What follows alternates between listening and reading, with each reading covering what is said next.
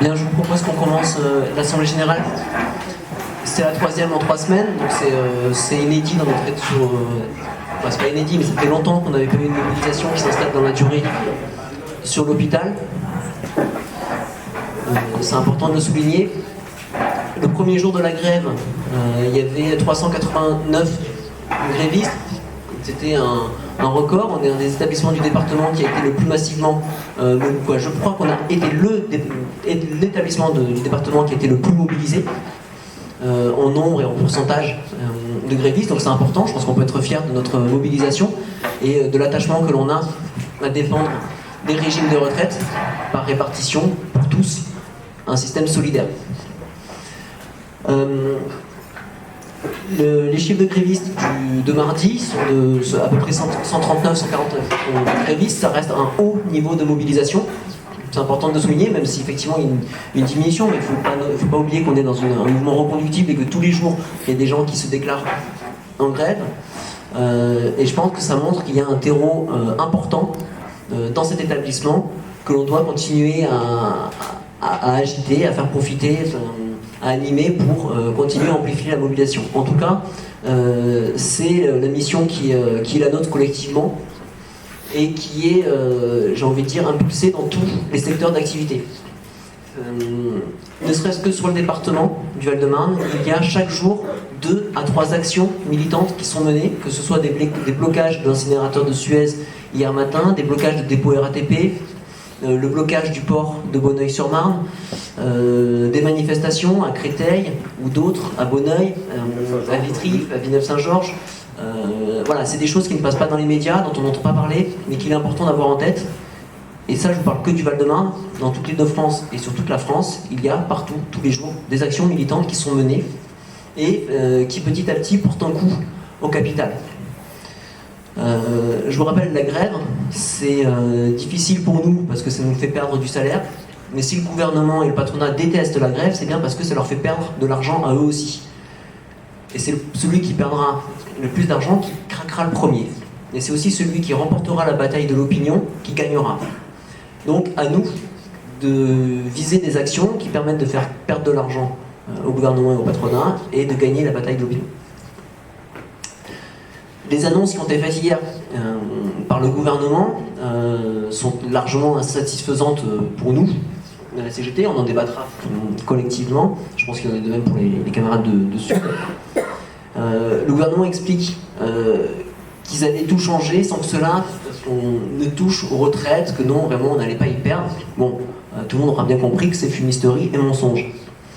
Je rappelle quand même qu'on nous parle beaucoup des régimes spéciaux, des cheminots et autres, mais à l'hôpital, nous aussi, nous avons un régime spécial de retraite, notamment pour les catégories C, ASH, aide-soignante, auxiliaire de PR, mais également infirmière catégorie B, et que ces catégories professionnelles-là bénéficient d'1 an de bonification tous les 10 ans de service, ce qui fait que sur une carrière complète commencée tôt, ils peuvent partir à la retraite à 57 ans, avec une retraite de 1200, 1300, 1400 euros. Avec Macron, on perd les régimes spéciaux. Tout le monde est mis au régime universel, hein, c'est l'équité, c'est l'égalité, c'est la démocratie, c'est des beaux mots comme ça qu'ils mettent en avant pour en fait nous enfumer, puisque ces catégories professionnelles perdent leur régime spécial et se retrouvent au régime universel, c'est-à-dire retraite à 64 ans pour avoir le taux plein. Je ne sais pas si en tant qu'ASH, aide-soignante, auxiliaire de PR et infirmier, on s'imagine travailler au-delà de 60, 62 ans, jusqu'à 64 ans dans les services de soins. C'est ça que nous prépare le gouvernement. C'est ça qu'il faut avoir en tête et qu'il faut dire à tous nos collègues. C'est qu'on va devoir travailler jusqu'à 64 ans pour perdre de l'argent. Un infirmier perd 360 euros de retraite par mois avec la réforme Macron. Les aides-soignants se retrouvent avec 1000 euros de retraite par mois avec la réforme Macron. Personne ne peut vivre avec 1000 euros après des années et des années et des années de service. D'accord ? Donc il est important d'amplifier le mouvement. On en a discuté à plusieurs, avec Sud, avec les médecins, pour l'Assemblée Générale d'aujourd'hui. On vous propose un ordre du jour pour essayer d'avancer collectivement. Tout d'abord, discussion sur la grève et sa reconduction ou non. Je pense qu'il est important que l'Assemblée générale se prononce là-dessus, qu'on reconduise la grève. Ensuite, discussion et validation d'une plateforme de revendication commune à l'établissement, à l'ensemble des salariés de l'hôpital, qui inclut évidemment le retrait pur et simple de la réforme Macron, mais aussi d'autres revendications qui pourraient être plus spécifiques à notre établissement.